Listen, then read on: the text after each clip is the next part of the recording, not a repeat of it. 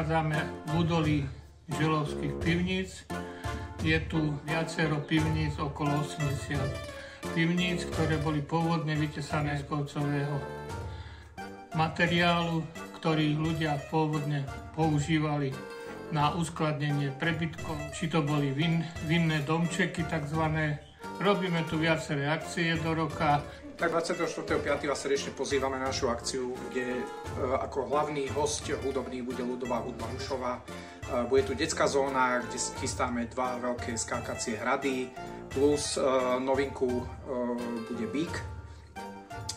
Ďalej čakáme, respektíve budeme mať okolo 25 stán, sa môžete občerstviť, kde si môžete zakúpiť remeselné výrobky, samozrejme 8 vinárstiev, 1 pivár. Je to taká oblasť, kde je veľmi dobré prostredie, tichúčko a sme tu dobrá partia, ktorá využíva tieto vymoženosti, ktoré dá nám príroda.